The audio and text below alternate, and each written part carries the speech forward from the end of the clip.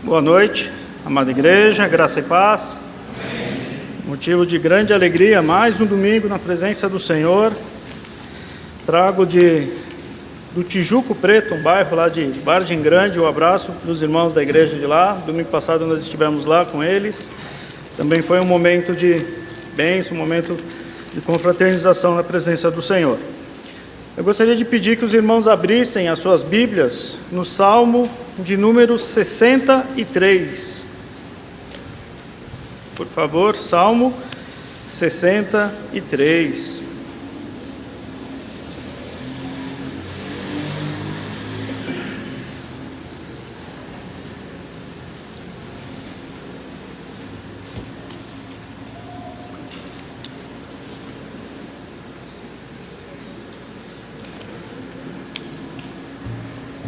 Todos acharam? Amém? Diz a palavra do Senhor. Salmo de Davi, quando no deserto de Judá.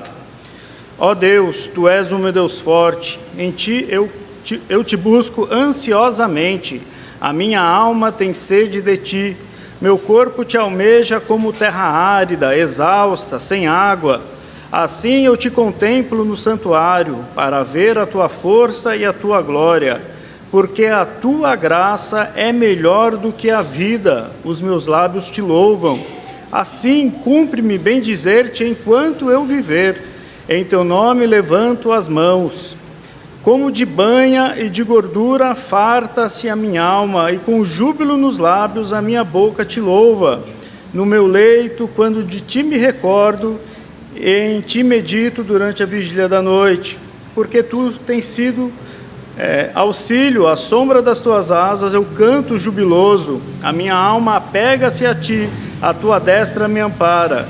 Porém, os que procuram a vida para destruir, abismar-se-ão nas profundezas da terra, serão entregues ao poder da espada, e virão ser pasto dos chacais. O rei, porém, se alegra em Deus. Quem por ele jura, gloriar-se-á, pois se tapará a boca dos que proferem mentira. Esse salmo de número 63 é um daqueles salmos que eu mencionei no domingo anterior, que eu estive aqui, que são salmos que relatam incidentes da vida de Davi. Mas esse incidente dele no deserto é um tanto quanto difícil da gente saber de qual incidente é, porque tanto quando ele fugiu de Saul, seu sogro, quando ele fugiu do seu filho Absalão, ele fugiu para o deserto de Judá. Então, alguns estudiosos acreditam que se referem ao período que ele fugiu de Saul, seu sogro, outros acreditam que se refere ao período que ele fugiu de Absalão, seu filho. Mas o que eu quero enfatizar hoje, nesse salmo, e quero usar até como tema dessa pregação, é uma satisfação completa em Deus. E eu tiro esse tema do versículo número 3, a primeira parte. Ele diz o seguinte: porque a Tua graça é melhor do que a vida. Nesse salmo, nós vemos o salmista usar 3 referências à sua alma. E se nós olharmos no Antigo Testamento, na verdade, quem teve o privilégio ou teve tempo de ler o nosso boletim, na primeira parte, ele começa com o Salmo 42:11, que é um versículo do salmista também falando à sua alma. Porque está batida a minha alma, porque te perturba dentro de mim. E nesse resumo, nesse pequeno esboço aqui no boletim, é mencionado que o termo alma, a palavra em hebraico que é traduzida para alma no Antigo Testamento, ela ocorre 246 vezes no Antigo Testamento. E a maioria das vezes, ou na maior parte das vezes, essa aparição de alma, ela significa a sede das emoções, ou a existência interior do homem, a sede dos apetites, ou o próprio homem como um todo, né? Referindo ao homem como uma alma vivente, a alma que pecar, essa morrerá nesse sentido. Olhando para a alma como a sede do ser humano, né, como o centro do ser humano, nós podemos ver vários versos no Novo Testamento também usando essa nomenclatura da alma nesse sentido. Por exemplo, em João 12, versículo 21 diz: agora está angustiada a minha alma. Outro texto diz, de Marcos: amará, pois, o Senhor teu Deus de todo o teu coração, de toda a tua alma, de todo o teu entendimento e de toda a tua força. A salvação também é associada à alma. Acolhei com mansidão a palavra que vos é implantada, a qual é poderosa para salvar a vossa alma. Tiago 1, 21.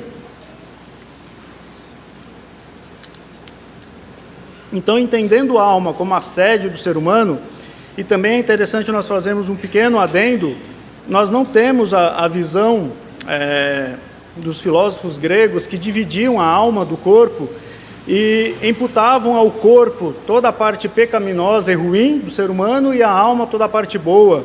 Não existe essa dicotomia. Como eu disse, a alma é o ser humano todo. A alma e o corpo é uma unidade só. A gente não pode dividir e não pode colocar o pecado no corpo e a alma como boa ou vice-versa. E dentro desse contexto da alma, a gente pode ver que a alma, sendo a sede das emoções, nós podemos entender que os nossos sentimentos provêm da nossa alma. O salmista diz, porque está abatida a minha alma. O abatimento, a tristeza é um sentimento. E sendo os sentimentos oriundos da alma, nós podemos perceber que também da alma são as faculdades que o ser humano tem, que o capacita a sentir e ter esses sentimentos. Então, as faculdades que a alma desenvolve são o que vai fazer nós sentirmos alegria, tristeza, medo e tantos outros sentimentos. E ainda existe uma outra palavra, que é disposição. E a disposição da alma é nada mais do que a nossa percepção dos sentimentos que nós sentimos.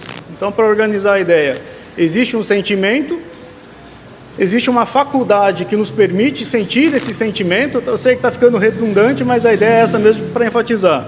E existe uma disposição que é a nossa percepção dos sentimentos que nós sentimos, certo? E é interessante que a gente entende essa questão da disposição, dessa nossa interpretação, desse nosso modo de reagir aos sentimentos. A gente pode ver que os sentimentos, eles podem ser classificados como virtudes, aqueles bons sentimentos, os sentimentos que são corretos, os sentimentos bons, e também nós podemos entender os vícios, que são os maus sentimentos. Vício aqui não é necessariamente o entendimento de vício que nós temos específico. Vício em um determinada droga, um determinado hábito, mas o vício no sentido de ser o oposto de virtude. Então, os bons sentimentos são as virtudes e os maus sentimentos são os vícios. Nas Escrituras, nós vemos 3 textos, eu quero destacar 3 textos que apontam para essas disposições de como a alma dos escritores estava entendendo os sentimentos pelos quais eles estavam passando. No texto de Isaías, capítulo 38, dos versículos 14 a 16, está registrada a oração do rei Ezequias.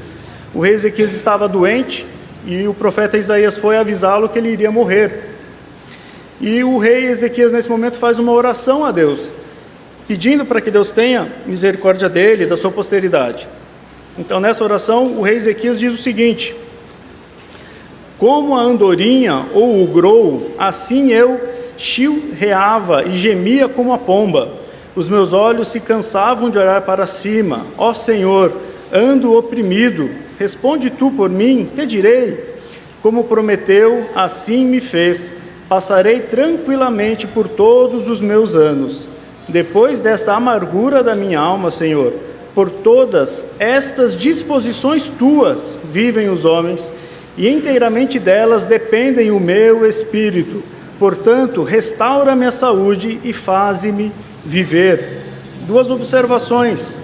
Aqui o rei Ezequias diz que pelas disposições do Senhor é que vivem os homens, ou pela maneira pelas quais os sentimentos agem em nós, os homens vivem. E aqui o rei Ezequias vai dizer que o seu espírito depende inteiramente dessas disposições do Senhor. Para evitar ou para nem entrar em discussões sobre dicotomia ou tricotomia, se o corpo é formado corpo, alma, espírito, ou alma e espírito, nós, como presbiterianos, como reformados, entendemos que existe corpo e alma. Todas as vezes que nós vemos o termo espírito, tanto no Antigo como no Novo Testamento, ele está associado à alma e ele tem as mesmas determinações e as mesmas aplicações da alma. Por exemplo, nós vemos textos também falando que o espírito está abatido, que o espírito está triste, que o espírito se alegra, que são os sentidos do sentimento, das sensações. Então aqui o rei fala que as disposições que o Senhor dá aos homens é o que os fazem viver, e ele, o rei, depende dessas disposições em seu espírito. Outra oração de outro rei, né, os reis oravam bastante, né, que nós também sigamos esse exemplo. O rei Davi agora orando pelo seu filho Salomão, ele diz: Senhor, Deus de nossos pais, Abraão, Isaque e Israel, conserva para sempre no coração do teu povo estas disposições e pensamentos. Inclina-lhe o coração para contigo, e a Salomão, meu filho, dá coração íntegro para guardar os teus mandamentos, os teus testemunhos e os teus estatutos, fazendo tudo para edificar este palácio para o qual eu o providenciei. O texto está em 1 Coríntios, capítulo 29, versículos 18 e 19, para aqueles que estão tomando nota. Esses dois textos que eu li, as disposições, são virtudes, são coisas corretas, são sentimentos bons. Agora eu vou ler um texto em que a disposição está na maneira incorreta, se torna um vício, se torna um pecado. Quando o apóstolo Paulo está censurando os crentes de Coríntio, ele diz o seguinte: sim, eu vos rogo que não tenha de ser ousado quando presente, servindo-me daquela firmeza com que penso devo tratar alguns que nos julgam, como se andássemos em disposições de mundano proceder. O texto está em 2 Coríntios 10, 22. Então Paulo está dizendo que alguns irmãos da igreja de Corinto julgavam que o apóstolo Paulo tinha disposições na sua alma que eram de um mundano proceder, que estava vivendo de algo contrário à vontade do nosso Deus. E ele com certeza rechaça essa história, e ele corrige os crentes falando que isso não é verdade, isso não estava acontecendo. Então, fazendo esse primeiro aparato, nós podemos fazer essa mesma pergunta do salmista: como está, ó minha alma?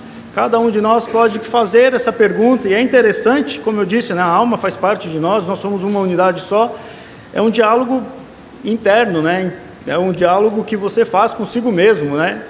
E o salmista vai até mostrar que ele faz isso deitado na sua cama, nos momentos quando está prestes a dormir. E nós podemos ver então, como eu disse, o tema desse estudo, desse sermão é ter plena satisfação completa em Deus. E eu quero destacar aqui 3 disposições da alma que o salmista tinha e que nós devemos ter também, para termos a plena satisfação em Cristo. A primeira disposição da alma é a alma ansiosa. A referência para essa satisfação está nos primeiros 4 versículos, versículos de 1 a 4. E o versículo 1, na segunda parte, o versículo 1 diz: ó Deus, Tu és o meu Deus forte, eu te busco ansiosamente, a minha alma tem sede de Ti. Toda vez que a gente fala em ansiedade,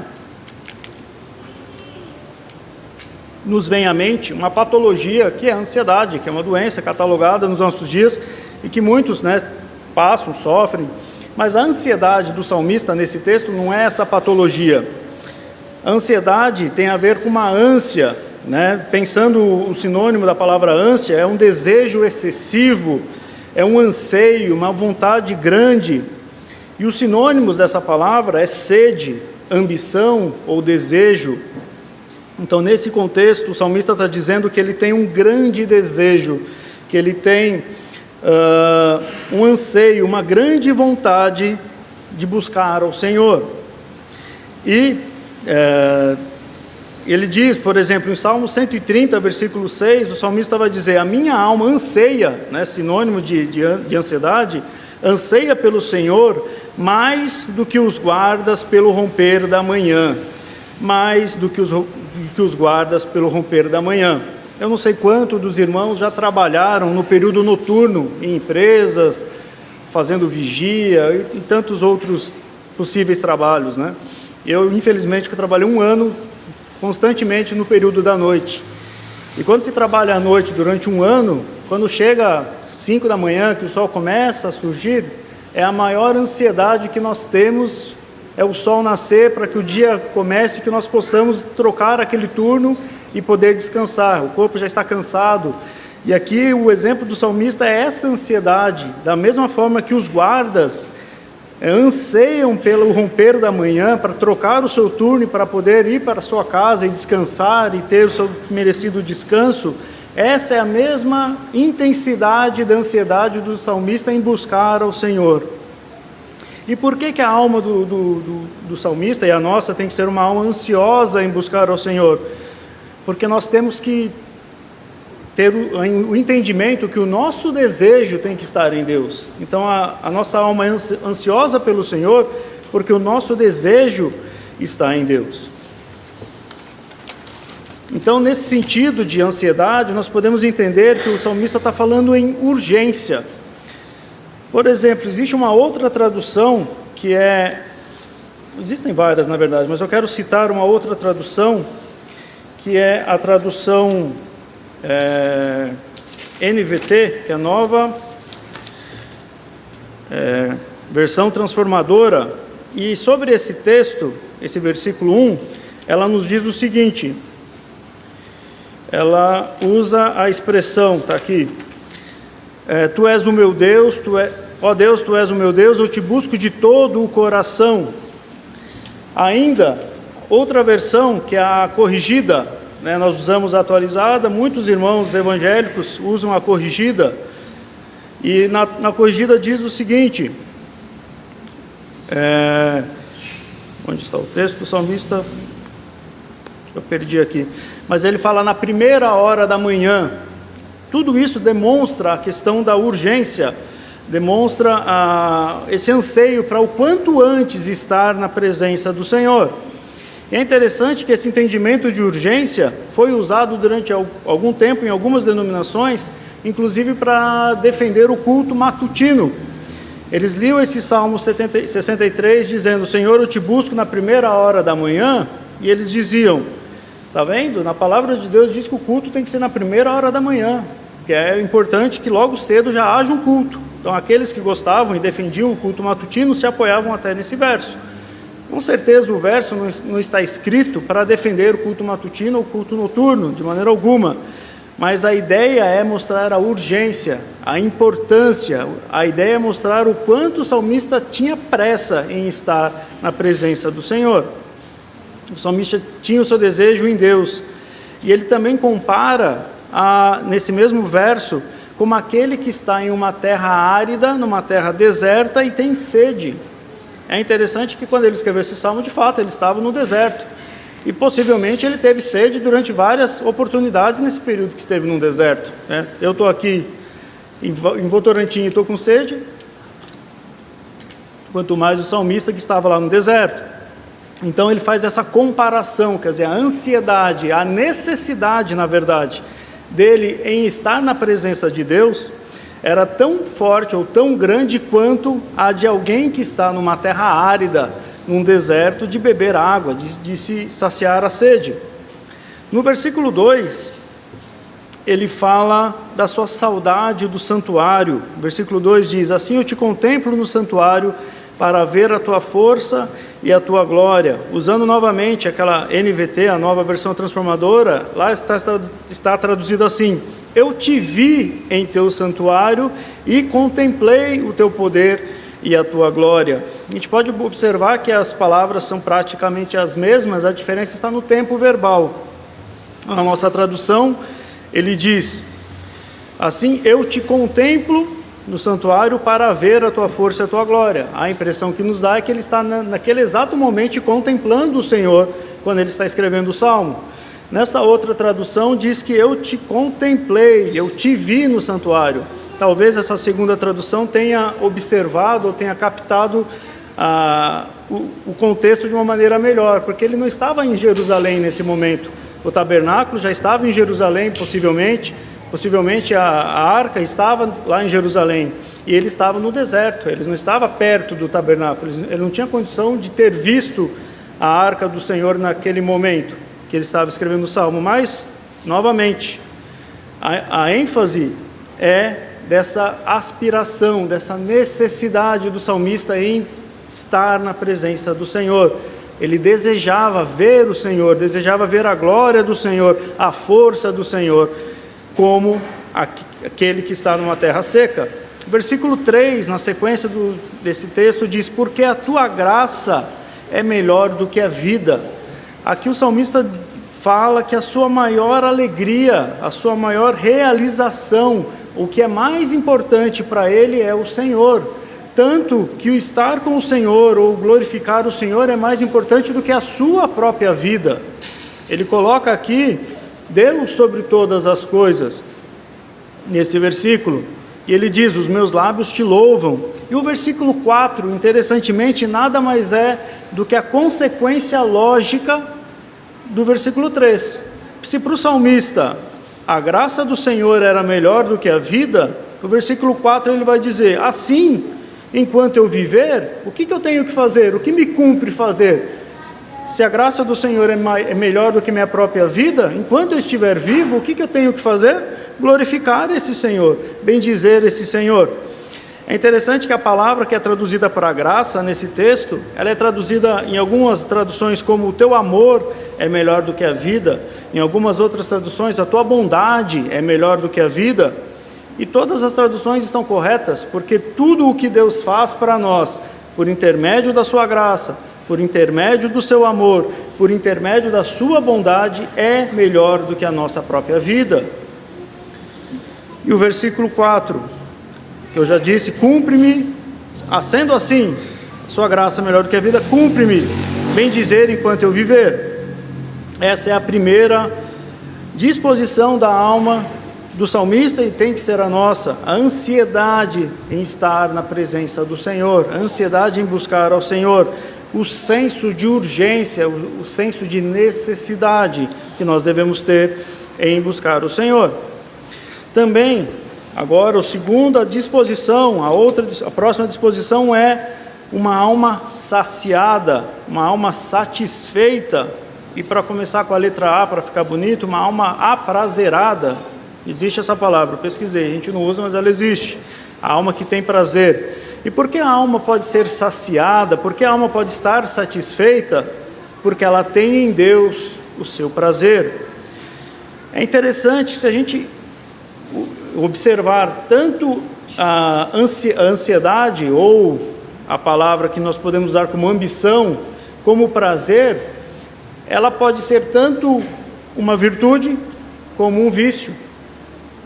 Uma boa ambição, por exemplo, ambicionar pelas coisas de Deus, é uma virtude. O salmista acabou de dizer que ele tem toda a ansiedade possível em estar na presença do Senhor.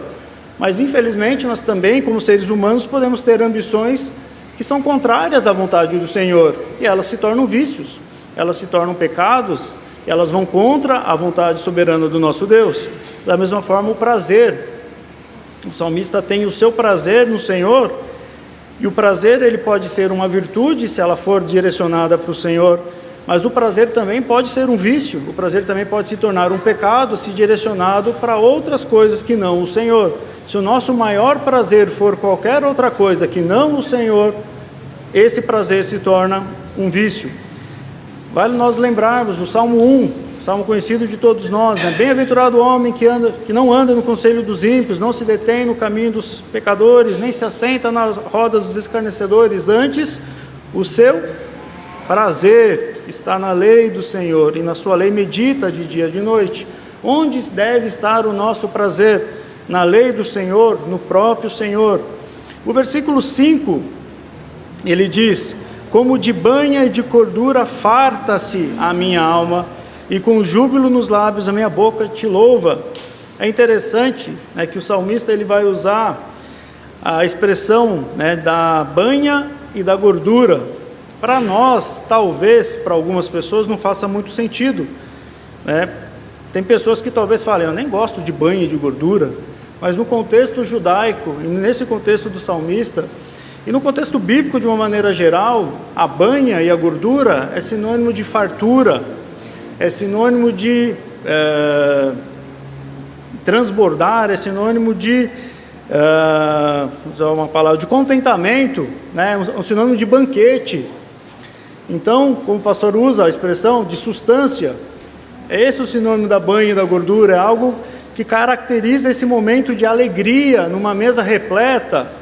Então o salmista vai dizer que ele, diante do Senhor, a alma dele se sente como alguém está diante de um banquete. O prazer que nós podemos vir a sentir num banquete, com as maiores e mais gostosas comidas, das melhores iguarias, é a mesma comparação que o salmista faz com a presença do Senhor. Então o prazer dele, do salmista, é estar com o Senhor. Vários textos na Bíblia apresentam essa questão da banha e da gordura como a parte mais rica do animal, como o melhor animal do rebanho era considerado a gordura. Nós vemos que Abel, quando ofereceu o sacrifício ao Senhor, ele ofereceu da gordura. Na lei mosaica, o que deveria ser queimado pelos sacerdotes era a gordura. E a gordura, nesse sentido, ela é usada até para alimentos que não são de origem animal, por exemplo. Quando no Antigo Testamento se falava sobre uma grande colheita, quando se falava sobre algo que estava abundante, era usada essa expressão de banha e de gordura, no sentido de abundância, no sentido de satisfação completa. Então, da mesma forma que o salmista tinha esse prazer em se alimentar, ele compara a sua alma no prazer em estar na presença do Senhor. Outra tradução traduz da seguinte forma esse versículo: tu me satisfaz mais do que um rico banquete. Aqui já está mais, digamos assim, adaptado ao nosso tempo, não está falando de banho de gordura, mas de um rico banquete, mas a ideia é a mesma, é a questão da satisfação. E é interessante, o salmista segue no versículo 6, ele diz o seguinte: no meu leito, quando de ti me recordo, e em ti medito durante a vigília da noite. O salmista está dizendo aqui que por algumas vezes, ou por várias vezes, ele se deitava na sua cama, olhava para cima e ficava pensando e se lembrando das coisas que o Senhor tivera feito pela vida dele, pelas bênçãos do Senhor, e isso o alegrava. Eu consigo imaginar ele até sorrindo, às vezes deitado e lembrando dos grandes feitos do Senhor. E é interessante que esse verso vai fazer contraste com outros dois versos do próprio Salmo, Salmo de número 3, e versículo 5, e Salmo 4, 8, diz que ele não perde o sono por causa dos problemas. Ele fala, em paz me deito e logo pego no sono. Então aqui quando ele está dizendo que durante as vigílias da noite, durante o período da noite, ele fica olhando e pensando no Senhor, não está perdendo uma noite de sono em virtude dos seus problemas. Muito pelo contrário, ele diz que no seu leito, quando de ti me recordo e em ti medito durante a vigília da noite. Por quê? Porque tu tens sido o meu auxílio. Ele fica se lembrando daquilo que o Senhor faz e tem feito pela vida dele. E isso traz para ele alegria, traz contentamento. O prazer dele está nisso. E que cada um de nós possa desfrutar desses momentos, talvez sozinho no seu quarto, se lembrando dos grandes feitos do Senhor, se lembrando da ação maravilhosa do Senhor na sua vida. No versículo 7, ele diz: porque tu tens me sido auxílio, à sombra das suas asas eu canto jubiloso. O salmista se sente aconchegado debaixo das asas do Senhor, como Jesus fez aquela analogia da galinha que protege os seus filhotes debaixo da asa, os protegendo de todo mal, de qualquer predador. O salmista também se sente aqui, debaixo da sombra das asas do Senhor, e ele pode cantar jubiloso, alegre. Por quê? Porque o seu prazer está no Senhor, porque a sua alma está saciada, está satisfeita no Senhor. A terceira disposição da alma que nós devemos nutrir, e o salmista nutria, era uma alma apegada, uma alma amparada pelo Senhor, porque ele tinha em Deus a sua defesa. No versículo 8 ele diz, a minha alma apega-se a ti, a tua destra me ampara. A alma do salmista estava apegada, estava próxima, estava junta, estava se sentindo incluída nessa proteção do Senhor. ele também diz que a destra do Senhor o ampara. E ele pode dizer que aqueles que procuram, no versículo 9, aqueles que procuram a vida para destruir, abismar-se-ão nas profundezas da terra. O salmista aqui ele podia dizer que ele não tinha medo dos problemas, das possíveis perseguições, ou de Saul ou de Absalão. Por quê? Porque o Senhor o amparava, o Senhor o protegia, e ele tinha já a sentença daqueles que o perseguiam. Aqueles que procuram a vida para destruir, irão cair nos abismos, nas profundezas da terra. No versículo 10, ele diz que terão um fim trágico. Todo guerreiro, em todo o tempo, e principalmente nesse período, ele preferia morrer de qualquer coisa, menos do que pela espada do seu inimigo. Lembrem do próprio Saul, que ao ser acossado, quando ele percebeu que iria perder a guerra, ele se precipitou à sua própria espada, tirando a própria vida para que não fosse pelo inimigo morto, né? Nós temos o relato, não sei se é verdadeiro, de Adolf Hitler, quando estava sendo preso, que tomou veneno e deu um tiro na própria cabeça para que não fosse pego pelos aliados, e com isso eles pudessem louvar e ter algum benefício na morte dele. Todos os líderes militares, de alguma forma, têm esse medo. O maior temor de um guerreiro é morrer pela espada ou pela arma do seu inimigo. E o salmista diz que eles serão entregues ao poder da espada. E não só isso, virão a ser pasto dos chacais.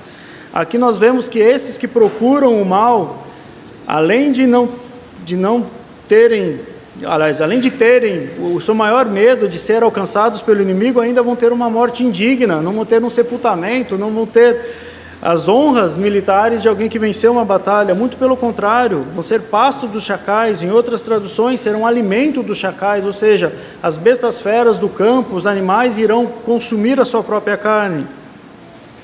E aqui o salmista, então, ele mostra que a sua alma confia na defesa do Senhor. Ele se sente uma alma que é apegada e amparada pelo Senhor. E nós também devemos ter uma alma amparada, apegada ao Senhor, uma alma que não teme diante da adversidade, que não teme diante do perigo.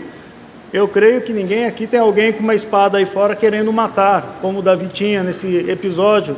Mas nós temos os nossos problemas, que têm a sua gravidade, a sua profundidade diferente. Mas independente do tamanho desse problema ou dessa dificuldade, nós podemos ter o mesmo consolo da defesa da parte do Senhor. Nós podemos sentir-nos debaixo das asas do Senhor, como o salmista também sentia. E partindo para a conclusão, versículo 11 diz: o rei, porém, se alegra em Deus, e quem por ele jura, gloriar-se-á, pois se tapará a boca dos que proferem a mentira. Aqui, Davi declara sua total satisfação em Deus, o rei se alegra. E na sequência do verso, nós vemos mais uma vez uma clara distinção entre os que glorificam a Deus daqueles que não glorificam a Deus. Aqueles que glorificam a Deus falam a verdade, e aqueles que não glorificam a Deus proferem mentiras. Calvino, comentando esse versículo, ele diz o seguinte, eu vou ler um pequeno trecho dessa citação de Calvino: não devemos concluir disto que Deus considera os seus servos todos aqueles que fazem menção do seu nome, muitos o que tomam em seus lábios apenas com o intuito de profaná-lo pela mais grosseira injúria, outros ultrajam ou maculam, pronunciando frivolidades e juramentos desnecessários. Mas aquele a quem Davi se refere são aqueles que juram pelo Senhor com consideração e reverência, cujos corações correspondem ao que declaram. Isto transparece mais claramente à luz do contraste que se segue no versículo, onde ele contrasta os que juram pelo nome de Deus com os que falam mentiras, submetendo pelo termo não somente os traidores e fraudulentos, mas as pessoas que profanam o nome de Deus pelas falsidades de uma natureza sacrílega. O que Calvino está dizendo? O que o versículo está nos mostrando? Aqui no final desse salmo, novamente, como eu disse anteriormente, nós sempre devemos ver essa diferença, o apontar da palavra de Deus entre os que são de Deus e aqueles que não são de Deus, dos eleitos do Senhor e aqueles que não são eleitos do Senhor, aqueles que falam a verdade, aqueles que glorificam a Deus com os seus lábios e aqueles que falam mentiras.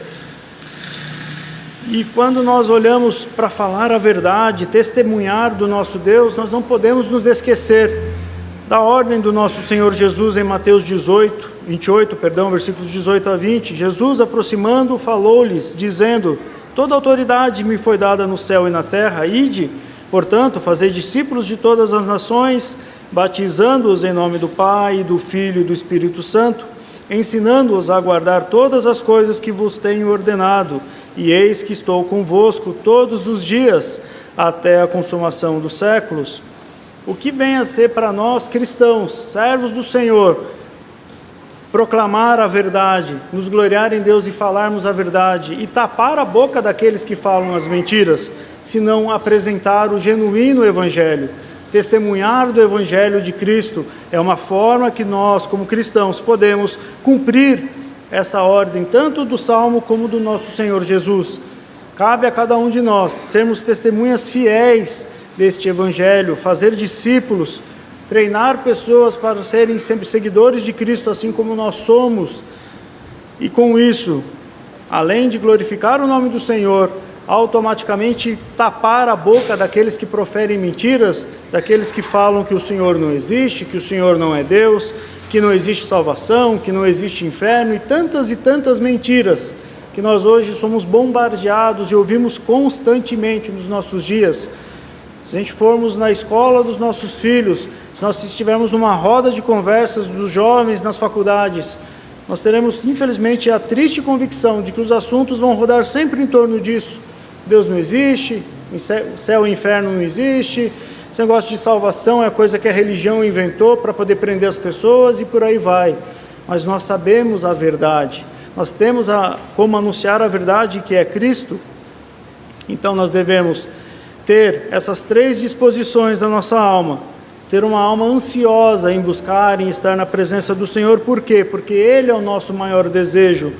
Nós devemos ter uma alma saciada pelo Senhor, porque Ele é o nosso maior prazer.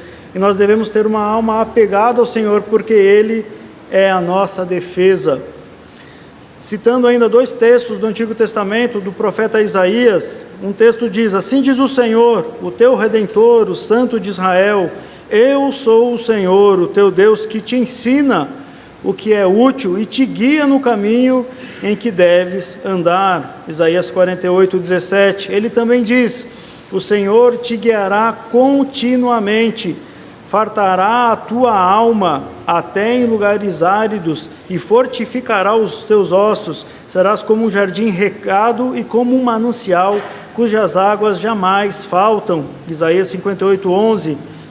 Então, olhando para esse salmo, olhando para essas disposições da alma e principalmente para esses textos que eu trouxe aqui para fechar o assunto, para terminar essa exposição, nós podemos ter a total convicção que se a nossa alma tiver essas disposições, o Senhor irá nos guiar em todo bom caminho. E mesmo que nós estejamos numa terra árida, nós seremos um jardim regado como um manancial. O Senhor diz que Ele nos ensinará tudo que é útil e nos guiará no seu caminho. Então nós devemos buscar no Senhor, ter essa alma, essas disposições de alma e ter a convicção que o Senhor irá nos guiar para esse caminho. Então que essa seja a nossa oração e que nós possamos hoje talvez fazer esse exercício hoje à noite, antes de dormir, aquele minutinho antes do sono chegar, pensar naquilo que o Senhor fez por nós, meditar nas maravilhas do Senhor e como o salmista fazia nesse salmo, e cada um de nós ter essa convicção de que nós temos essas disposições da nossa alma, porque Deus é o nosso Senhor e o nosso Salvador. Amém?